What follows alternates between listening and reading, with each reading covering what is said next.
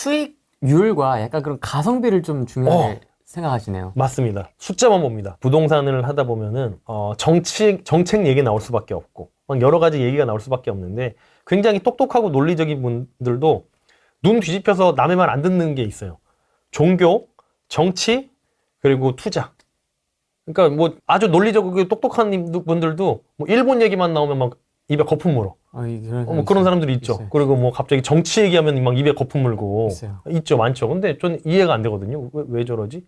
뭐 문재인 아들인가? 뭐 이런 생각도 하고 뭐 이상해요. 뭐 갑자기 뭐 이상한 생각들이 막 왜 저렇게까지 열을 내지? 막 하는 그런 경우가 많아요. 근데 뭐 아버지가 뭐 친일파인가 뭐 그런 생각이 들 만큼 막 입에 거품 무는 사람들도 많고 네. 이게 투자는 그냥 숫자만 보면 저는 된다고 생각하거든요. 인풋 대비 아웃풋. 얼마 넣어서 얼마 먹냐, 얼마의 위험이 있냐, 어떤 리스크가 있느냐, 이제 그것만 보면 된다고 생각을 하기 때문에 사실 서울, 특히 강남 서초 송파는 지금 고평가 영역이라고 생각합니다. 근데 고평가 영역이라고 해서 더 고평가를 받지 않을 거라고 얘기는 못 하겠어요. 더 고평가 당연히 저는 받을 거라고 사실 생각은 하고 있어요. 우리나라의 통화량이 들어오면 들어올수록 그 돈은 당연히 서울로, 그것도 핵심 지역으로 당연히 몰릴 거라고 생각을 하고 있어서 네. 뭐 강남, 서초, 송파는 그 떨어진다고 좀 정신병자 같아요. 아니, 좀 10년 후에 빅맥 가격, 버거킹 가격, 짜장면 가격 다 오를 거잖아요. 근데 집값이 떨어진다는 게 이게 그것도 대한민국에서 제일 좋은 집값이 떨어진다는 게 이게 말이 되나? 좀 이상해요. 막 이상한 근거로 되는 것들이 좀 말도 안 되는 얘기들을 막 해요. 그러니까 막 어쩌다가 저번에 어떤 강연 가가지고 중간에 나왔는데 무슨 일본에 대한 얘기를 하는데 사실 일본이 세계 3위의 경제 대국이잖아요. 일본의 뭐 히키코모리 문화를 얘기하면서 어떤 히키코모리는 50대 히키코모리를 80대 노부부가 부양을 한대요. 그런 거를 예로 들면서 일본의 미래는 앞으로 어둡다라고 얘기를 하는데 그 무슨 말도 안 되는, 어쩌다가 그냥 한 명, 두 명 있는 한국에도 있을 법한 얘기를 가지고 그게 일본의 전체적인 문화인 것처럼 막 얘기를 하더라고요. 그리고 그러면은 뭐 화성은 뭐 살인마들이 있는 건가? 여성들 그 이춘재 살인의 추억 있잖아요. 그거 아니잖아요. 화성 지금 얼마나 좋은 동네예요. 그러니까 그런 말도 안 되는 하나 두 개의 경우를 갖다가 놓고 앞으로 미래에 펼쳐진 일인 건 양 막 말하는 사람들이 많더라고요. 근데 그런 거 보면 좀 정신병자 같고 거기서 고개 끄덕이고 있는 사람들도 보면 좀 이상한 사람들 아닌가 싶기도 하고 그렇더라고요. 그 강연은 왜 가게 되셨습니까? 친구가 같이 가자가지고 가자 해가지고 갔는데 그 친구는 그걸 왜 신청하셨죠? 그거 뭐 신청하면 공짜 뭐 그거더라고요. 공짜표 있어가지고 뭐였는지 기억이 안 나요. 저기 광화문 어디서 한 건데 왜 공짜였지? 전 모르겠어요. 그냥 가자 그래서 그냥 간 건데 네. 야, 조선 저거 말이 되냐 그러고서 나왔는데, 그러니까 동아시아 뭐 그런 거 미래 얘기하는 이제 그런 자리이긴 했어요. 근데 듣다가 말도 안 되는 얘기 같아가지고 나왔는데, 근데 문제는 뭐냐면 그런 사람들이 전문가 타이틀을 달고 나와서 TV에도 나오고 유튜브에도 나오고 책도 쓰고 막 한단 말이죠. 그래서 사실 2021년, 2년에 집값이 떨어진 가장 큰 이유가 사실 금리 인상이잖아요. 급격한 금리 인상 때문에 전세 대출 비용을 50만 원 내던 사람들이 갑자기 100만 원 내게 되고 70만 원 내던 사람들이 막 150만 원 내게 되고 이래버리니까 이 사람들이 전세 안 하고 월세로 살아야 되는데 그 다음 전세 들어오는 사람들도 그렇게 전세값 낼 거면 월세 살지. 그래서 월세값은 오르고 전세값은 폭락을 한 거잖아요.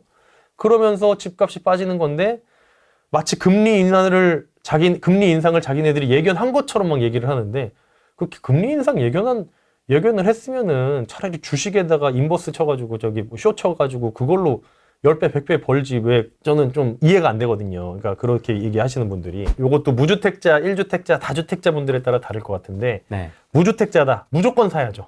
지금이라도 뭐 내년에 떨어질 것 같아, 잠깐 주춤할 것 같아, 뭐 헬리오시티 아니고 저기 둔촌주공 입주하면은 좀 떨어질 것 같아, 다 맞는 말이거든요. 근데 그래서 그때 사가지고 뭐 당장 내일 팔 것도 아니잖아요. 거기에 무주택자분들은 5년 10년 후에 팔지 말지도 모르겠고 그냥 사실 거잖아요. 거기 실수요를 하실 건데 어찌됐든 간에 내가 들어갈 때 가격과 내가 팔 때의 가격이 그냥 그 갭 차이를 내가 버는 거잖아요. 그 사이에 뭐 요동치든 왔다 갔다 하든 그 무슨 의미가 있습니까? 그죠? 무주택자분들 입장에서는 어찌됐든 내가 5년, 10년, 15년, 20년 살 거라고 하면은 그냥 지금이 제일 싸다라고 저는 생각을 합니다. 앞으로 사실 뭐 둔촌주공이 입주를 해서 뭐 떨어진다 해봐도 뭐 요만큼 떨어지겠죠. 지금처럼 금리가 더 오른다? 그러면은 떨어질 수도 있을 것 같은데 그거는 그런 일은 사실 잘 벌어지진 않을 것 같고요. 지금 뭐 0.5%나 미국에서 기준금리를 떨어뜨렸는데 그런 일은 벌어지지 않을 것 같고 어찌됐든 간에 내가 살 거라면은 지금도 딴 데 살고 전세 살고 월세 살면서 계속해서 비용이 나가고 있잖아요. 그죠? 그럼 그 비용 나가는 거를 그냥 내가 집을 사서 이자로 충당하면은 그게 더 이득이거든요. 제가 제 유튜브 영상에다가 10년 전에 이렇게 비교를 해봤어요. 내가 1억이 있었다. 근데 대출 받아서 집을 산 사람 1억에다가 전세 대출까지 끼고 2억짜리 전세를 산 사람 아니면 1억이 있어서 그냥 1억을 그냥 1억짜리 전세를 산 사람 그리고 1억이 있는데 한 1000에 50만 원, 100만 원짜리 월세 살면서 나머지를 투자도 그냥 SK텔레콤에 그냥 거기가 이제 대형 우량주 중에 배당을 제일 많이 주는 주식이니까 거기에다 넣어놓은 사람 해가지고 비교를 해놓은 게 있거든요. 그냥 집을 사서 지금까지 10년 동안 산 사람이 제일 많이 벌은 거예요. 모의 투자를 그냥 그렇게 10년 전에 해본다고 했을 때. 근데 사실 앞으로도 마찬가지거든요. 인플레이션은 언제나 일어날 거고 한국이 저성장에 돌입했다고 하더라도 인플레이션은 2에서 3%는 계속해서 일어난단 말이죠. 2에서 3% 정도의 경제 성장을 하고 있으니까. 그래서 2에서 3% 정도는 하급지라도 2에서 3%는 오를 거고 완전 저기 시골 그냥 땅 이런 데는 당연히 떨어질 수도 있겠지만 하급지라도 1년에 2, 3% 정도는 오를 거란 말이죠. 그러면은 일단은 최대한 자기가 갈 수 있는 집에 들어가서 거기에서 진짜 뭐 완전 영끌까지 해가지고 사는 것도 저는 괜찮다고 봐요. 영끌까지 하는데 뭐 10억 대출도 안 나오겠지만 10억 대출해가지고 월 400만 원씩 갚으면서 살아라. 이 얘기는 아니고 영끌 해봐야 뭐 2, 3억, 3, 4억 DSR 그냥 일반 회사원들은 진짜 그 정도 나올 거고 그러면 5, 6억짜리 집에 3, 4억 대출 받아봐야 4억 대출 5%에 받으면 2천만 원, 1년에 180만 원, 아니 한 달에 180만 원 나가는 거거든요. 그 정도는 충분히 이게 맞벌이 해가지고 충분히 낼 수 있다고 저는 생각을 해요. 허리띠 졸라가지고 이제 직장인분들이 하면은 한 사람당 90만 원씩 충분히 생활비 아껴 쓰면서 할 수 있기 때문에 그렇게 영끌까지 해서라도 저는 살아라고 지금 말씀을 드리고 싶고 지금은 2020 고평가 영역이었으면은 좀 모르겠지만 지금은 그렇고 그리고 지금은 좀 예견돼 있는 미래가 보이잖아요. 금리는 앞으로 떨어질 것밖에 없고 공급은 앞으로 없고 그러면은 미래가 너무 뻔히 보이기 때문에 언제 오를지 모르겠으나 2026년에 오를지 7년에 오를지 8년에 오를지 모르겠습니다만 저는 26년부터 오를 거라고 생각을 하고 있는데 또 모르죠. 그때 막 갑자기 또 뭐 대통령이 이제 제명령으로 바뀌어가지고 막 그럴 수도 있잖아요. 5년 동안 또 엄청나게 눌러서 갑자기 중간에 팍 오를 순 있을지는 모르겠지만 금리를 진짜 북한처럼 지금 사실 하고 막 이렇게 강남 저기 토지 거래 허가제 이런 거는 북한이랑 다를 게 없는 제도잖아요. 빨갱이랑 다를 게 없는 제도인데 이제 갑자기 제명령이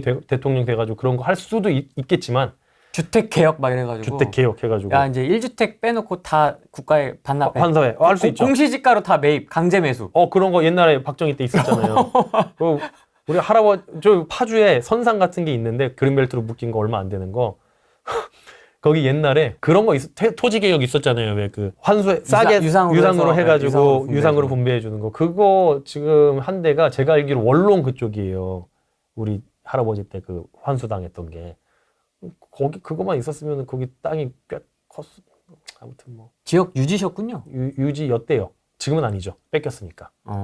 그거는 이제 우리 아버지 중학교 때 그때가 70년대 그쵸. 우리 아버지 중학교 때라고 들었거든요. 70년대 중후반이었잖아요. 아무튼 토지 거래 허가제 이런 것들이 빨갱이 정책이랑 다를 게 없는 건데 재명이 형이 그럴 수도 있거든요.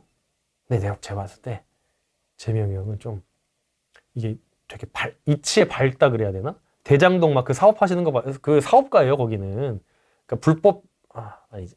아무튼 그런 일들도 막 이렇게 좀 서슴없이 하시는 거 보면은 약간 사업가예요, 약간. 그래서 오히려 대통령 되면은 과연 그 정책을 좀 다르게 필 수도 제인이 형 같은 그런 정책이 아니고. 무식하게 말고 조금 더 섹시하게.